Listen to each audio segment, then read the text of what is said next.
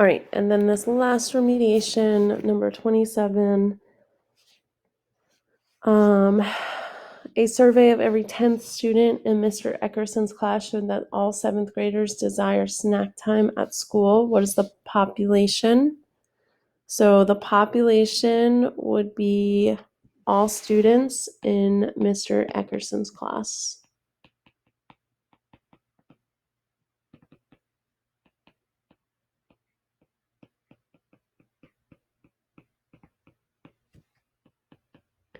The sample is who was actually surveyed. So it says every 10th student was surveyed, so that would be the sample. And then it says, is this a random sample? And it would be, because you do not know who every 10th student is going to be. Now, if it said, I'm going to survey the first 10 students in the room whose name starts with A, then that wouldn't be a random sample because you know the students whose names are going to start with A.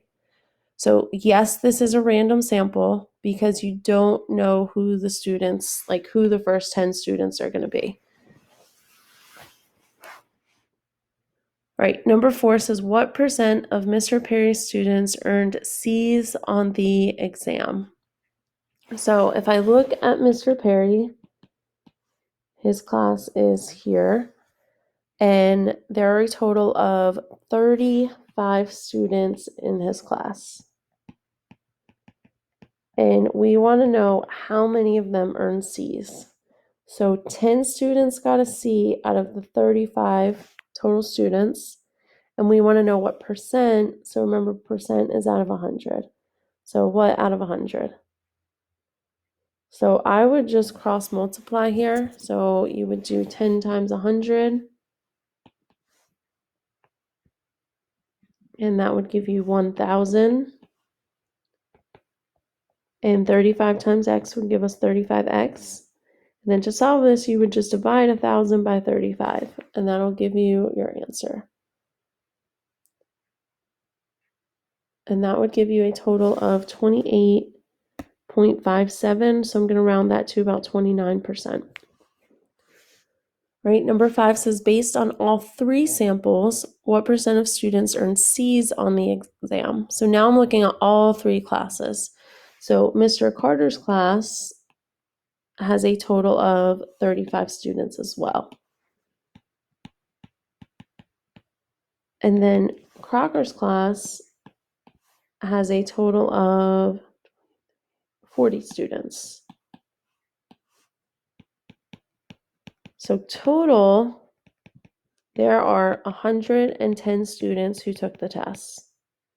You want to know out of the 110 students, how many of them got a C? So 45, so if I add that up, that's 45. So 45 out of 110 students got C's. You want to know what percentage that is. So again, remember, percent is always out of 100. So what percent out of 100? And again, let's just cross multiply this. So 45 times 100 is going to give us 4,500 equals 110x. So then I'm going to do 4,500 divided by 110, and that's going to give us about 41%.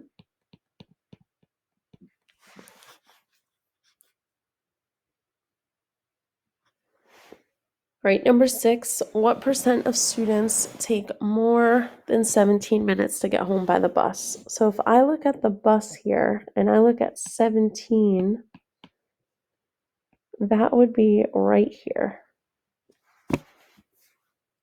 Now, every section of your box and whisker plot is 25%. So that's 25%, that's 25%, that's 25%, and that's 25%.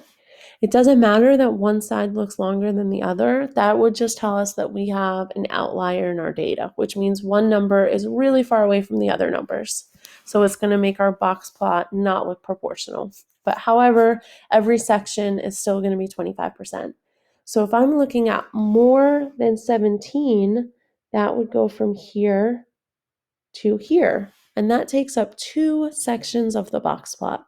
So 2 sections of 25% would give us a total of 50%.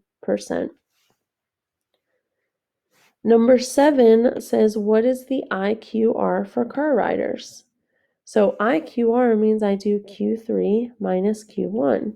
So this is Q1, this is Q3.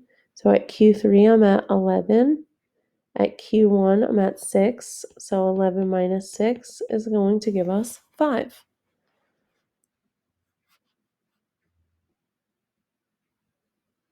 All right, number 8 says, what is the mad value of the bus times? So for this, I'm going to make a table.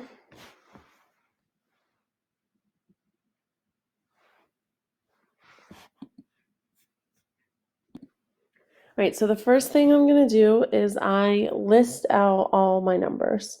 So we have 14, 18, 16, 22, 25, 12, 32, 16, 15, and 18. And then you're going to find the average. So that means you're going to add up all those numbers and divide by 10 because there's 10 numbers there. All right, so I add all those up. I get a total of 188. I divide that by 10, and that's going to give me an average of 18.8. Right, the next thing I'm going to do is write that 18.8 in the second column.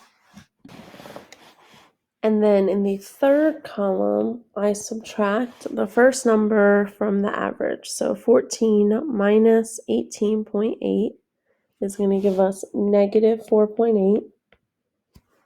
18 minus 18.8 is going to give us negative 0.8. 16 minus 18.8 is going to give us negative 2.8, and I'm going to do that all the way down. All right, in the last column, you make everything positive. And then we're going to add those up in the last column and divide by 10 again. All right, so when we add those up, we get 45.2. We divide by 10, and that gives us a mad value of 4.52. All right, I'm going to do the same thing for number 9. All right, so number 9, when you do all that, you're going to get 2 for the mad value. And then it says which one is closer to 0, because that would mean the data is more consistent. So that would be the car times.